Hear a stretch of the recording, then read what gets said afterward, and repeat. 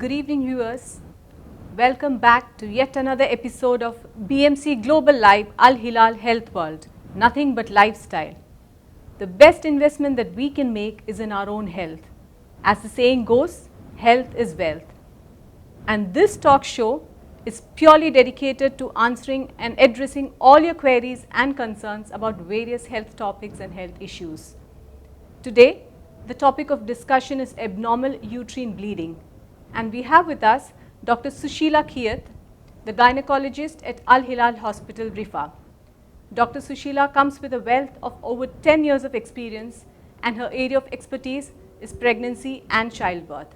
Welcome to the show, doctor, and thank you for joining us. Thank you. As we know, abnormal uterine bleeding is very common amongst women of all ages. So could you please elaborate for the benefit of the viewers, what exactly is this? Abnormal uterine bleeding is any abnormal bleeding from a non-gestational uterus. That means a non-pregnant uterus. That doesn't mean that bleeding during pregnancy is normal. Bleeding during pregnancy is also abnormal until after the delivery of the baby. But this specific condition, as per definition, includes bleeding from non-gestational, that means non-pregnant uterus, which is happening abnormally. So we have to know what is normal bleeding.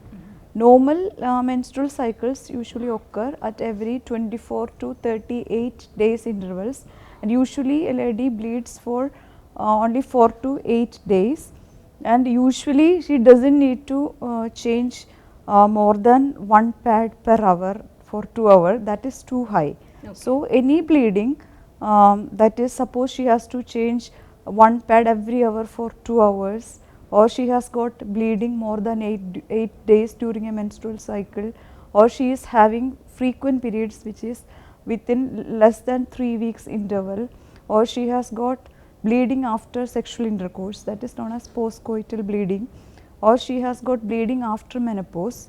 Usually menopause is defined as 1 year complete cessation of menstrual cycle. Okay. But every bleeding that happens after 6 months of cessation of menstruation is also considered as abnormal, and that needs evaluation.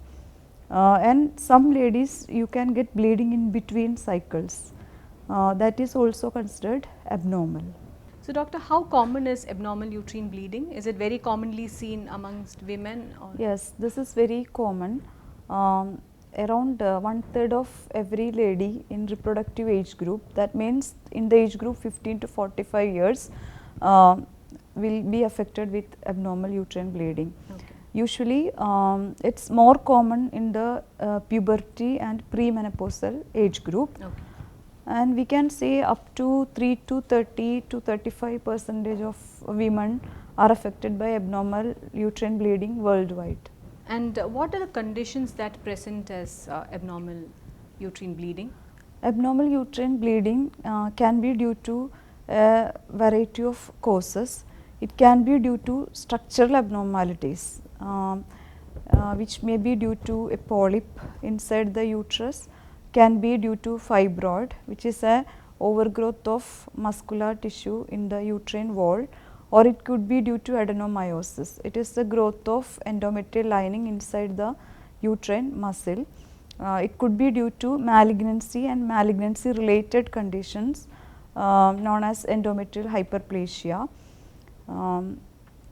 Some other condition that may present as abnormal bleeding is coagulopathy. That means the patient's clotting system as such is abnormal, and which can result in bleeding from any part of the body including the uterus. It can be iatrogenic, means due to some drugs, which can be due to external hormones she is having, or due to some drugs that can affect the coagulation system or the platelet function, including aspirin, warfarin, etc. It can be non-specified due to some multiple conditions, including pelvic inflammatory diseases, some other infections, retained intrauterine devices like copper T, which has been forgotten and which gets infected. It could be due to trauma, any injuries happening to the uterus, and rarely due to arteriovenous malformation. These are the vessels within the uterus, and there is abnormal connection developing, and which becomes very weak. The epithelium becomes very weak over the lesion, and it can bleed. Okay. So, doctor, as you mentioned just now, there seems to be quite a lot of conditions that could lead to abnormal Uterine bleeding. Yeah. yes. So, how do you evaluate this? How do you pinpoint what is the root cause when a patient comes to you? How are you able to evaluate what is the root cause of this abnormal? Any patient who present with abnormal uterine bleeding has to be evaluated systematically. So, just like any other patient with any other symptom, you have to check her vital signs like blood pressure, pulse rate, respiratory rate, and you should look for pallor. That is, the skin will be pale if she has got reduced hemoglobin. Okay. Then a proper local examination of the vagina and bimanual examination of the uterus is essential, because some of the lesions may be evident from outside to the speculum. Okay. Suppose if it's a cancer of cervix, or if it's a cancer of uterus that is extending through the cervix, you can see. And also by examination with your hand, that is known as palpation, you can feel the irregularities on either side of the uterus, or sometimes you can feel the uterus is fixed. All these are very important signs which will be missed if you don't do a proper clinical examination. Okay.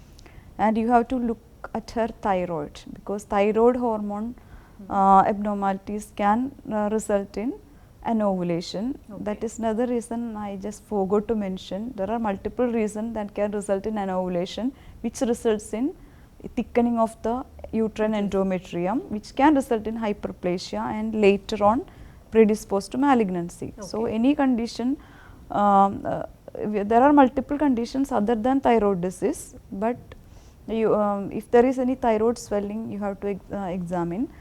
Then the first and foremost test is the urine pregnancy test to rule out whether the bleeding is due to some pregnancy related conditions or not. Okay.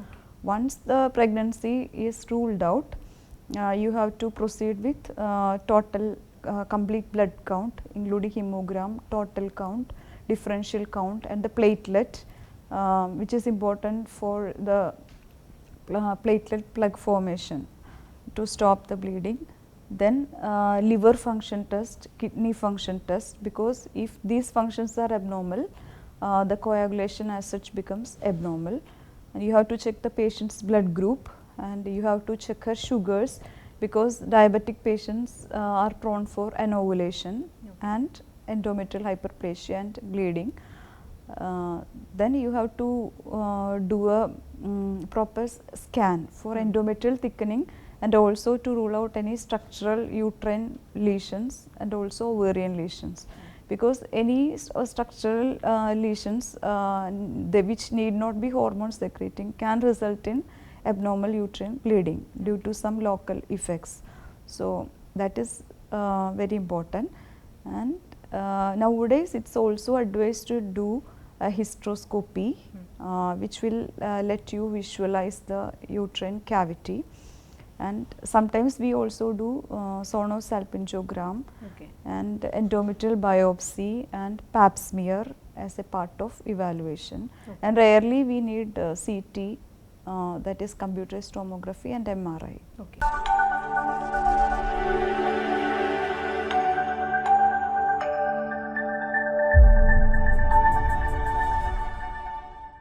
You just now mentioned about endometrial biopsy. So, is that a test done to find out whether there is any malignancy? Can you please elaborate on that? Yes, the test does, which helps to find out malignancy. It also helps to find out the endometrial hyperplasia. That is a biopsy of the uterine endometrium. Endometrium is the uterine lining. So, not only malignancy, but endometrial hyperplasia, which is a stage before malignancy, which appears years before malignancy, can also be found out by means of a biopsy and histopathology examination. So, this test is very vital.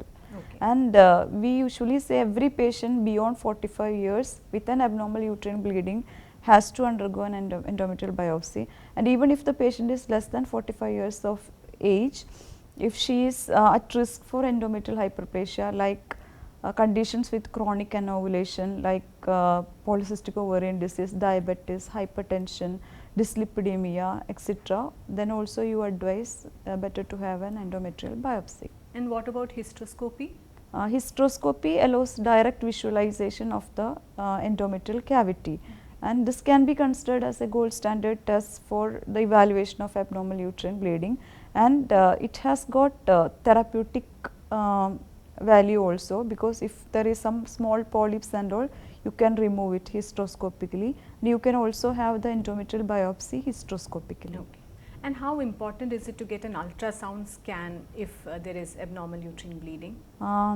It's always vital to have an ultrasound scan, because it helps to identify the endometrial thickness. Okay.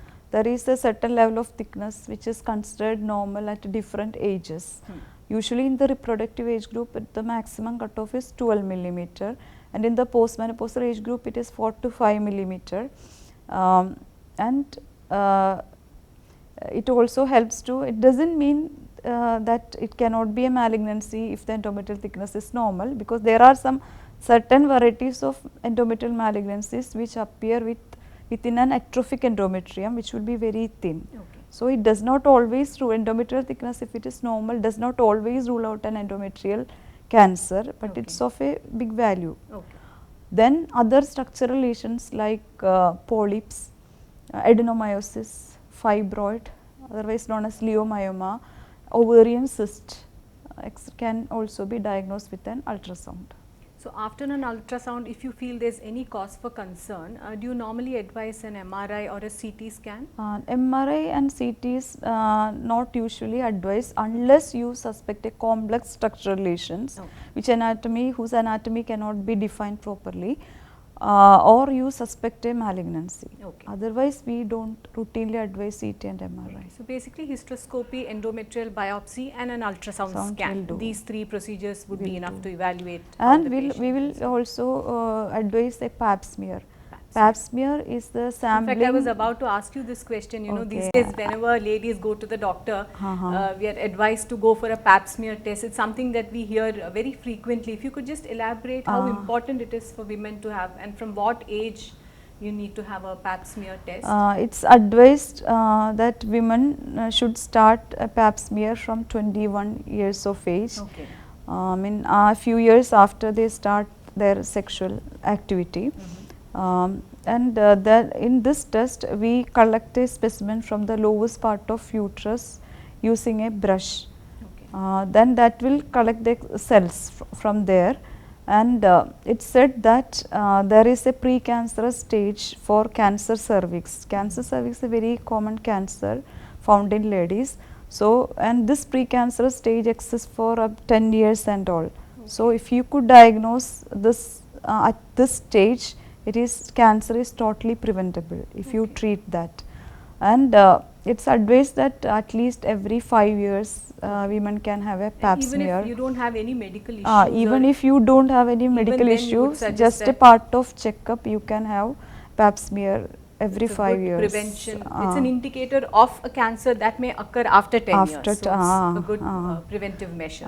Then there are certain precancerous stages also. Okay. So, it is and there are planned follow-ups for every such changes. Okay. And how do you medically manage abnormal uterine bleeding?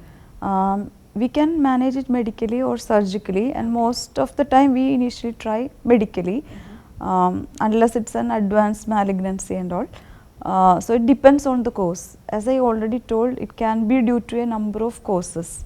If it's an iatrogenic, that means due to some drugs, you have to modify the drugs. And if that patient has got some coagulation abnormalities, we have to find out which type of abnormality, whether it's due to leukemia or only some other issues which is not malignant. You have to address that problem.